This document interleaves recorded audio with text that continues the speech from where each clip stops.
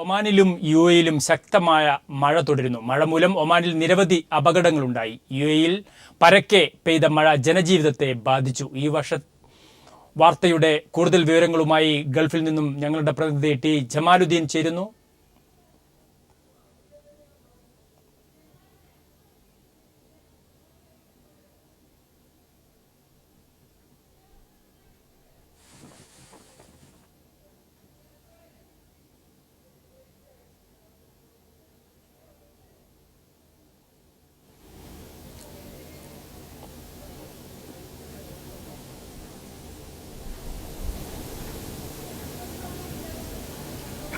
ഒമാനിലും യുഎഇയിലും ശക്തമായ മഴയാണ് തുടരുന്നത്. കഴിഞ്ഞ 2 ദിവസമായി ഒമാനിൽ കനത്ത മഴ തുടരുന്നു. ഇവിടെ നിരവധി സ്ഥലങ്ങളിൽ വാഹനാപകടങ്ങൾ റിപ്പോർട്ട് ചെയ്യപ്പെട്ടിട്ടുണ്ട്. പല പ്രദേശങ്ങളിലും വെള്ളം നിറഞ്ഞ് ജനജീവിതം ദുസ്സഹമായിരിക്കുകയാണ്. വാദികൾ നിറഞ്ഞൊഴുകയാണ്. അതുകൊണ്ട് തന്നെ ജാഗ്രത പാലിക്കണം എന്ന് ജനങ്ങൾ അങ്ങേറ്റം ജാഗ്രത പാലിക്കണമെന്ന് അധികൃതർ അറിയിച്ചിട്ടുണ്ട്. യുഎഇയിൽ ഇന്ന് രാവിലെയാണ് മഴ ആരംഭിച്ചത്. യുഎഇയുടെ എല്ലാ ഭാഗങ്ങളിലും അബുദാബി, ഷാർജ, അലൈൻ, ദുബായ് എന്നിവിടങ്ങളിൽ കനത്ത മഴ പെയ്തു. അബുദാബി വിമാനത്താവളത്തിന്റെ പ്രവർത്തനം ഭാഗികമായി നിലക്കുന്ന ഒരു അവസ്ഥ തന്നെയുണ്ടായി. രാവിലെ 2 മണിക്കൂറോളം എയർപോർട്ടിന്റെ പ്രവർത്തനം നിർത്തിവെച്ചു, പിന്നീട് പുനഃസ്ഥാപിക്കുകയായിരുന്നു. യുഎഇയിലെ സ്കൂളുകൾക്ക് നാളെ അവധി പ്രഖ്യാപിച്ചിട്ടുണ്ട്. എന്നാൽ SSLC പരീക്ഷ നടക്കുന്ന സ്കൂളുകളിൽ ഈ പരീക്ഷയ്ക്ക് മാറ്റമുണ്ടാകില്ല എന്ന് അധികൃതർ വ്യക്തമാക്കിയിട്ടുണ്ട്. യുഎഇയിൽ ഏറ്റവും കൂടുതൽ മഴ ലഭിച്ചത് അബുദാബിയിലായിരുന്നു. വരും ദിവസങ്ങളിലും മഴ തുടരും എന്നാണ് അധികൃതർ അറിയിച്ചിട്ടുള്ളത്. ദുബായിലെ ഗ്ലോബൽ വില്ലേജ് മഴയെ തുടർന്ന് ഇന്ന് നിർത്തിവെച്ചു. പല സ്ഥലങ്ങളിലും അപകടങ്ങളും റിപ്പോർട്ട് ചെയ്തിട്ടുണ്ട്. കേരളത്തിലെ ഒരു മഴക്കാലത്തിന് സമാനമായ പ്രതീതിയാണ് ഇന്ന് മഴ യുഎഇയിൽ ഉണ്ടാക്കിയത്. അന്തരീക്ഷം രാവിലെ മുതൽ തന്നെ മൂടിക്കെട്ടി നിൽക്കുകയാണ്. മഴയ്ക്ക് നേരിയ ഒരു ശമനം ഇപ്പോൾ ഉണ്ടായിട്ടുണ്ട്. ടി ജമാലുദ്ദീനാണ് വിവരങ്ങൾ നൽകിയത്. മറ്റൊരു വാർത്തയിലേക്ക്. ഇന്റർനെറ്റിന്റെ സഹായമില്ലാതെ പ്രവർത്തിക്കാവുന്ന 5 പുതിയ ആപ്ലിക്കേഷനുകൾ ദുബായ് RTA പുറത്തിറക്കി. RTA Dubai smart Salik, smart drivers and vehicles, smart parking എന്നീ പേരുകളിലാണ് പുതിയ ആപ്പുകൾ. ഡ്രൈവിംഗ്, പാർക്കിംഗ് എന്നിവയ്ക്കൊപ്പം പൊതുഗതാഗത മാർഗങ്ങൾ പ്രയോജനപ്പെടുത്താനും സഹായിക്കുന്ന ആപ്പുകളാണ് പുറത്തിറക്കിയിരിക്കുന്നത്. സാലിക് വിവരങ്ങൾ, ടാക്സി ബുക്കിംഗ്, വികലാംഗർക്കുള്ള RTA സേവനങ്ങൾ, ഇന്നൊവേഷൻ കേന്ദ്രങ്ങൾ, പാർക്കിംഗ് സേവനങ്ങൾ, emergency link, personalised dash board, പിഴ സംബന്ധമായ സേവനങ്ങൾ തുടങ്ങിയവയ്ക്കാണ് ആപ്പിലൂടെ പ്രവേശിക്കാൻ കഴിയുമെന്ന് അധികൃതർ അറിയിച്ചു. ഗൾഫിലെ വിവിധ ഇന്ത്യൻ സ്കൂളുകളിൽ SSLC പരീക്ഷ ആരംഭിച്ചു. യുഎഇയിലെ 8 സ്കൂളുകളിലായി 100 കണക്കിന് വിദ്യാർത്ഥികളാണ് പരീക്ഷ എഴുതിയത്. 11, 12 ക്ലാസുകളിലെ ബോർഡ് പരീക്ഷയും ഇതോടൊപ്പം നടക്കുന്നുണ്ട്. കനത്ത മഴ കാരണം യുഎഇയിലെ സ്കൂളുകൾക്ക് നാളെ അവധി പ്രഖ്യാപിച്ചിട്ടുണ്ടെങ്കിലും കേരള സർക്കാരിന്റെ SSLC പരീക്ഷയ്ക്ക് മാറ്റമുണ്ടാവില്ലെന്ന് വിദ്യാഭ്യാസ വകുപ്പ് അധികൃതർ അറിയിച്ചു. ദുബായ് മെട്രോയുടെ റെഡ് ലൈനിന്റെ വികസനം ഉടൻ ആരംഭിക്കുമെന്ന് RTA അധികൃതർ അറിയിച്ചു. റൂട്ട് 2020 എന്ന പേരിലാണ് 15 കിലോമീറ്റർ ദൂരത്തിൽ RTA വികസന പദ്ധതി നടപ്പാക്കുന്നത്. പദ്ധതിയുമായി സഹകരിക്കുന്ന 5 കമ്പനികളുടെ ടെൻഡർ RTA പരിശോധിച്ചു വരികയാണെന്ന് rail agency CEO Abdul Mohsin Ibrahim Younis അറിയിച്ചു. ഇതുമായി ബന്ധപ്പെട്ട് അധികം വൈകാതെ RTA കരാർ നൽകും. ദുബായ് വേൾഡ് എക്സ്പോ 2020 മുമ്പായി പദ്ധതി പൂർത്തീകരിക്കാനാണ് RTA ലക്ഷ്യമിടുന്നത്.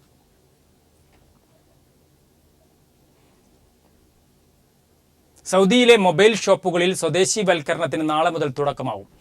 6 മാസത്തിനുള്ളിൽ 2 ഘട്ടങ്ങളിലായി 100% സ്വദേശിവൽക്കരണം നടപ്പിലാവും.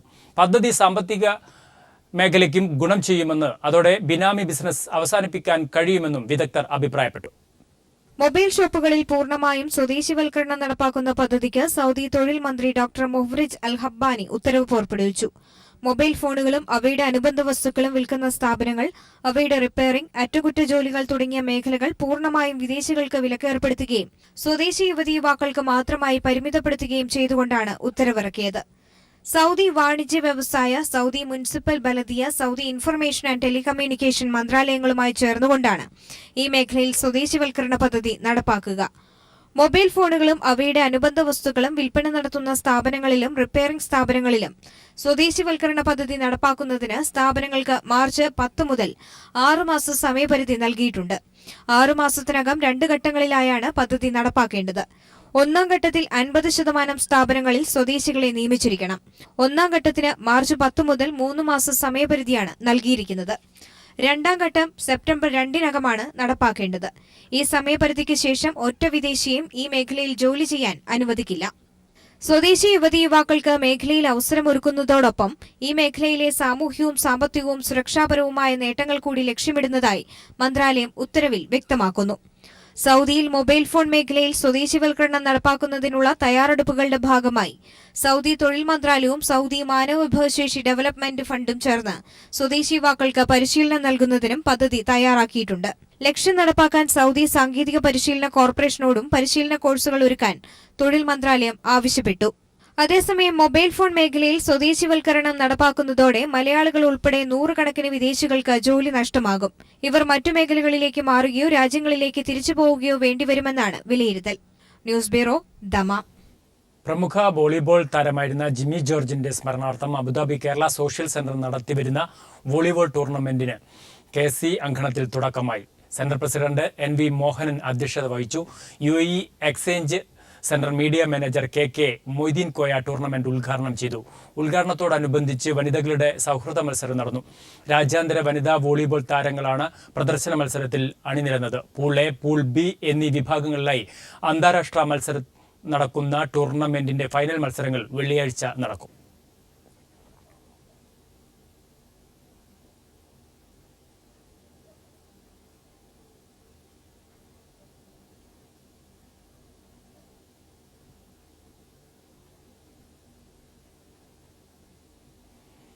സൗദി വിദേശമന്ത്രി ആദിൽ അഹമ്മദ് അൽ ജുബൈർ ഔദ്യോഗിക സന്ദർശനാർത്ഥം ദില്ലിയിലെത്തി. തുടർന്ന് അദ്ദേഹം പ്രധാനമന്ത്രി നരേന്ദ്രമോദിയുമായി കൂടിക്കാഴ്ച നടത്തി. സൗദി വിദേശമന്ത്രി ആദിൽ അഹമ്മദ് അൽ ജുബൈർ ഔദ്യോഗിക സന്ദർശനാർത്ഥം ദില്ലിയിലെത്തി. തുടർന്ന് അദ്ദേഹം പ്രധാനമന്ത്രി നരേന്ദ്രമോദിയുമായി കൂടിക്കാഴ്ച നടത്തി. ഇരു രാജ്യങ്ങളും തമ്മിലുള്ള വ്യാപാര ഉഭയകക്ഷി ബന്ധം മെച്ചപ്പെടുത്തുന്നതിനെക്കുറിച്ചും മേഖലയിലെ വിവിധ വിഷയങ്ങളും ഇരു രാജ്യങ്ങളും തമ്മിൽ ചർച്ച ചെയ്തു. വിദേശകാര്യമന്ത്രി സുഷമ സ്വരാജുമായും അദ്ദേഹം കൂടിക്കാഴ്ച നടത്തി. സൗദി വിദേശ മന്ത്രാലയം അണ്ടർ സെക്രട്ടറി ഡോക്ടർ ഖാലിദ് അൽ ജുന്ദാൻ, മന്ത്രാലയത്തിലെ മാധ്യമ വിഭാഗം മേധാവി അംബാസഡർ ഉസാമ നഖ്ലി, വിദേശ മന്ത്രാലയ ഓഫീസ് മേധാവി മുഹമ്മദ് അൽ ഖിലാബി, അംബാസഡർ ഖാലിദുൽ അൻഖരി, ഇന്ത്യയിലെ സൗദി അംബാസഡർ സൌദ് അൽ സാത്തി തുടങ്ങിയവരും സന്നിഹിതരായിരുന്നു. വിദേശമന്ത്രിയായി ചുമതലയേറ്റ ശേഷം ഇതാദ്യമായാണ് ആദിൽ ജുബൈർ ഇന്ത്യ സന്ദർശിക്കുന്നത്. പ്രധാനമന്ത്രി അടുത്തു തന്നെ സൗദി സന്ദർശിക്കുമെന്ന് സൗദിയിലെ ഇന്ത്യൻ എംബസി വൃത്തങ്ങൾ അറിയിച്ചിരുന്നു. ഇതിന്റെ ഭാഗമായിട്ടാണ് സൗദി വിദേശമന്ത്രിയുടെ ഇന്ത്യ സന്ദർശനമെന്നാണ് സൂചന. News bureau, Saudi. യമനിലെ അൽഖ്വയ്ദയുമായി ബന്ധമുണ്ടെന്ന് സംശയിക്കുന്ന 23 പേരുടെ വിചാരണ ഫെഡറൽ സുപ്രീം കോടതിയിൽ തുടരുന്നു. 23 യമനികളുടെയും 2 ഇമറാത്തികളുടെയും വിചാരണയാണ് നടക്കുന്നത്. അൽഖ്വയ്ദയിൽ ചേർന്നുവന്ന കുറ്റത്തിനോടൊപ്പം ഇവരിൽ ചിലർക്കെതിരെ ഇമിഗ്രേഷൻ രേഖകളിൽ കൃത്രിമം നടത്തിയെന്ന കുറ്റവും ചുമത്തിയിട്ടുണ്ട്. താമസം, കുടിയേറ്റ വകുപ്പിന്റെ അധീനതയുള്ള ഔദ്യോഗിക ഇമിഗ്രേഷൻ രേഖകൾ വ്യാജമായി ഉണ്ടാക്കാൻ ഗൂഢാലോചന നടത്തിയെന്ന കുറ്റമാണ് 5 യമനികൾക്കെതിരെയുള്ളത്. Indian social club Muscat Kerala വിഭാഗം രക്തദാന ക്യാമ്പ് സംഘടിപ്പിക്കുന്നു. മാർച്ച് 11 വെള്ളിയാഴ്ച രാവിലെ 9 മണി മുതൽ ദാർസൈറ്റിലെ ഇന്ത്യൻ സോഷ്യൽ ക്ലബ്ബിൽ ആരോഗ്യ മന്ത്രാലയത്തിന്റെയും ബോഷറയിലെ കേന്ദ്ര രക്തബാങ്കിന്റെയും സഹകരണത്തോടെയാണ് ക്യാമ്പ് സംഘടിപ്പിക്കുന്നത് എന്ന് ഭാരവാഹികൾ അറിയിച്ചു. കുവൈത്തിലെ ഇന്ത്യൻ എംബസി ഓഡിറ്റോറിയം വാടകയ്ക്ക് നൽകുന്നത് നിർത്തിവെച്ചു. കുവൈത്തിലെ ചില സാംസ്കാരിക സംഘടനകൾ നൽകിയ പരാതിയെ തുടർന്നാണ് കേന്ദ്ര സർക്കാർ എംബസി ഓഡിറ്റോറിയം വാടകയ്ക്ക് നൽകുന്നത് നിർത്തിവെക്കാൻ കുവൈത്ത് എംബസിയോട് ആവശ്യപ്പെട്ടത്. 1 വർഷം മുമ്പാണ് എംബസി സാമൂഹ്യ സാംസ്കാരിക സംഘടനകൾക്കും വാണിജ്യ സ്ഥാപനങ്ങളുടെ സമ്മേളനങ്ങൾക്കുമായി എംബസി ഓഡിറ്റോറിയം അനുവദിച്ചത്. 300 കുവൈത്തി ദിനാറായിരുന്നു 4 മണിക്കൂർ നേരത്തേക്ക് വാടകയായി ഈടാക്കിയിരുന്നത്. തീരുമാനം പ്രാബല്യത്തിൽ വന്നതായി എംബസി വൃത്തങ്ങൾ അറിയിച്ചു.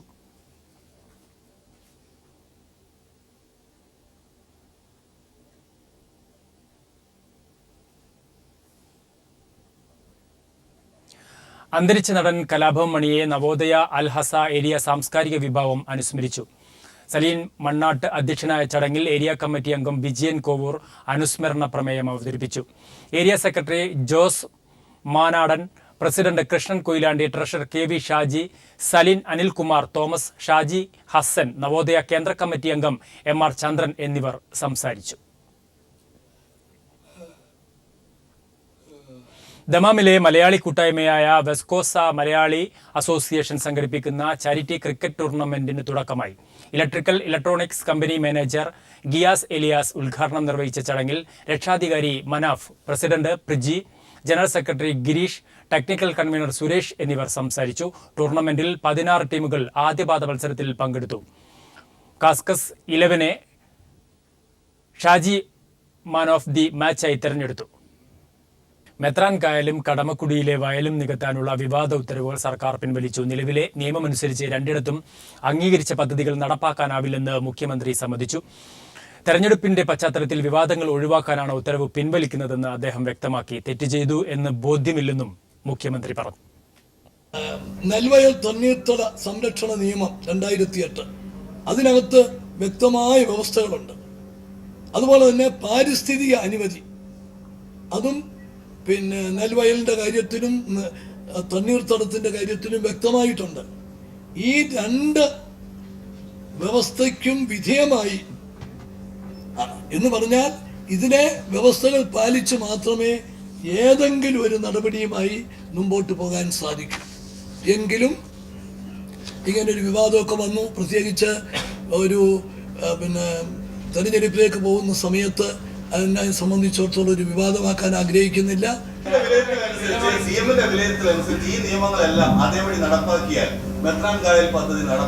നടക്കാക്കാൻ വലിയ ബുദ്ധിമുട്ടാണ്. എതിർപ്പുണ്ടോ? ഇതാ മാറ്റിയിരിക്കുന്നു. ഇന്ന് ചേർന്ന മന്ത്രിസഭാ യോഗമാണ് വിവാദ ഉത്തരവുകൾ പിൻവലിക്കാൻ തീരുമാനിച്ചത്. മെത്രാൻ കായലിൽ 378 ഏക്കറും കടമക്കുടിയിൽ 47 ഏക്കറും നികത്തി ടൂറിസം പദ്ധതിക്കും മൾട്ടി സ്പെഷ്യാലിറ്റി ആശുപത്രിക്കുമാണ് സർക്കാർ അംഗീകാരം നൽകിയിരുന്നത്. നെൽവയൽ തണ്ണീർത്തട സംരക്ഷണ നിയമം 2008 അനുസരിച്ച് പദ്ധതികൾ നടപ്പാക്കാൻ കഴിയില്ലെന്ന് മുഖ്യമന്ത്രി തന്നെ പറയുന്നു. ഇക്കാര്യം കണക്കിലെടുക്കാതെ നിലം നികത്താൻ മന്ത്രിസഭ എന്തിന് അംഗീകാരം നൽകിയത് എന്ന ചോദ്യം അവശേഷിക്കുകയാണ്.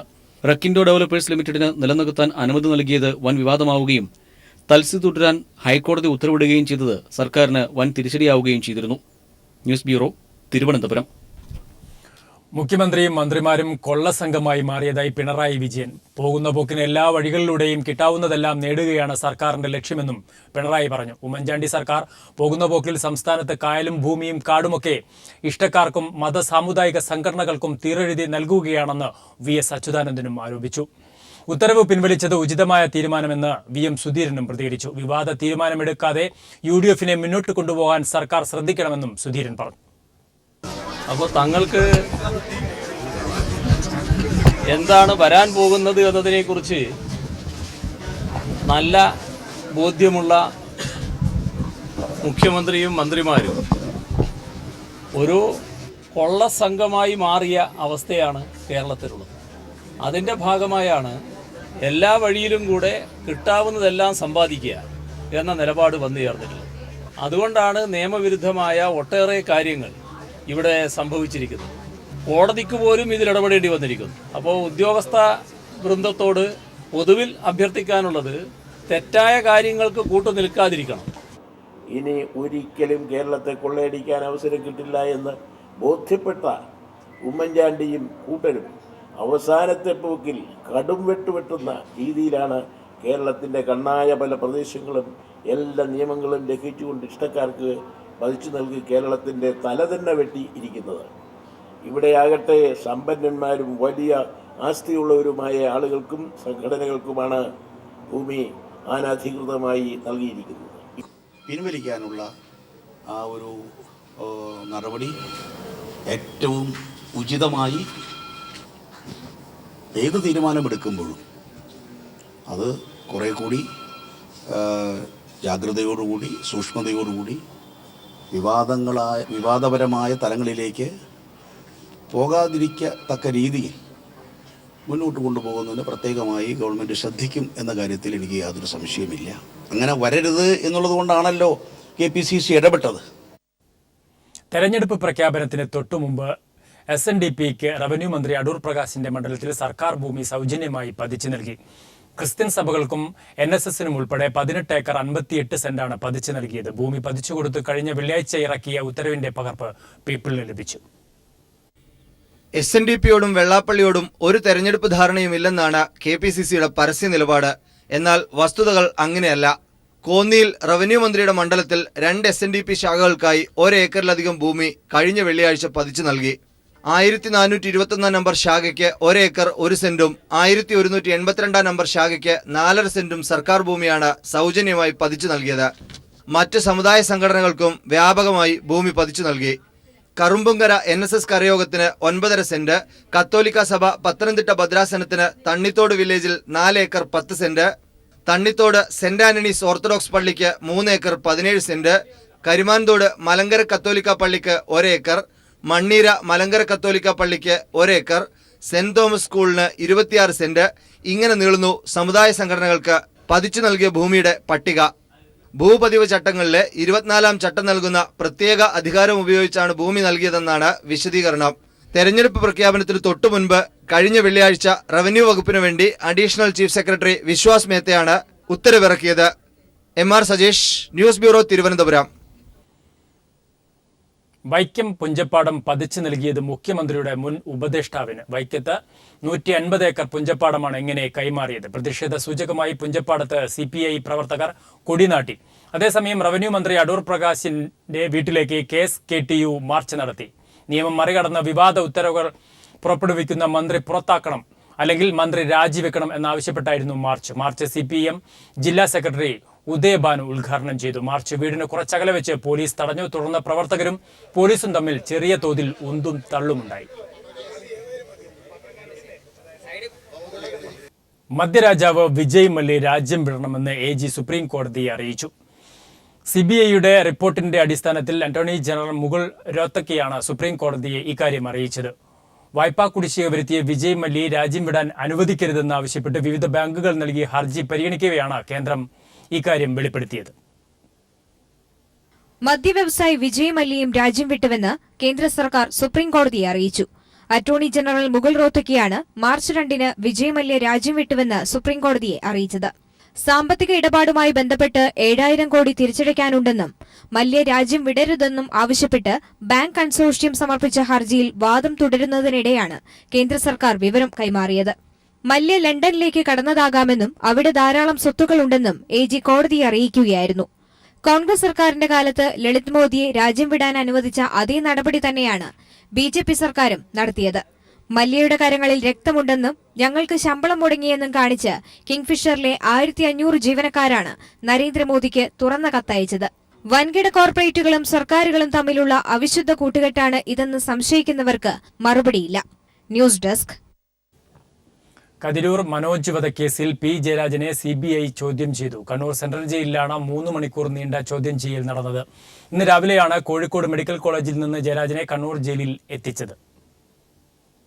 രാവിലെ കോഴിക്കോട് മെഡിക്കൽ കോളേജ് ആശുപത്രിയിൽ നിന്നും CPIM നേതാവ് P. ജയരാജനെ 11:55 കണ്ണൂർ സെൻട്രൽ ജയിലിലേക്ക് മാറ്റിയത്. ഇന്നലെ തലശ്ശേരി ജില്ലാ സെഷൻസ് കോടതി CBIയുടെ കസ്റ്റഡി അപേക്ഷ നിരസിച്ചതിലും ജയരാജനെ ആശുപത്രിയിലോ ജയിലിലോ അദ്ദേഹമുള്ള സ്ഥലത്ത് വെച്ച് ചോദ്യം ചെയ്യാമെന്ന് ഉത്തരവിട്ടതിലും ഉള്ള ജാള്യത മറക്കാൻ CBI സമ്മർദ്ദം ചെലുത്തിയാണ് ജയിൽ സൂപ്രണ്ട് ഡിസ്ചാർജിനുള്ള അപേക്ഷ നൽകി P. ജയരാജനെ മാറ്റിയതെന്ന് CPIM നേതാവ് MV ജയരാജൻ പറഞ്ഞു. ആശുപത്രിയിൽ വെച്ചോ ജയിലിൽ വെച്ചോ ചോദ്യം ചെയ്യുമ്പോൾ അവിടെ ചോദ്യം ചെയ്യാൻ ആവശ്യമായ സൗകര്യം ജയിൽ സൂപ്രണ്ട് ഒരുക്കണമെന്നാണ്. ജയിൽ സൂപ്രണ്ട് കോടതി വിധി ലംഘിച്ചു.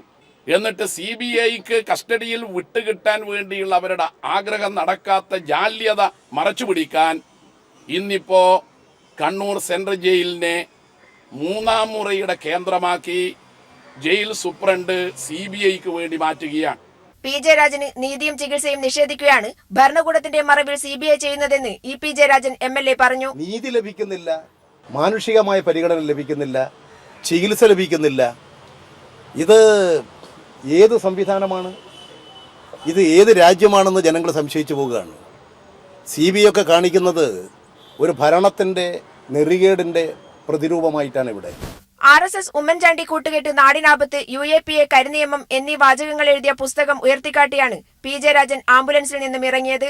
100 കണക്കിന് പാർട്ടി പ്രവർത്തകർ അദ്ദേഹത്തിന് അഭിവാദ്യങ്ങൾ അർപ്പിക്കാൻ ജയിലിന് മുന്നിലെത്തി. അതേസമയം 3 മണിയോടെ SP Jose Mohan, DYSP Hari Om Prakash, CI Saleem Sahib എന്നിവരുടെ നേതൃത്വത്തിലുള്ള 8-അംഗ CBI സംഘം P. ജയരാജനെ ചോദ്യം ചെയ്തു. ചോദ്യം ചെയ്യൽ 6 മണിവരെ തുടർന്നു. 1 മണിക്കൂർ നീണ്ട കൂടിയാലോചനയ്ക്ക് ശേഷമാണ് CBI സംഘം ചോദ്യം ചെയ്യൽ ആരംഭിച്ചത്. News bureau, Kannur.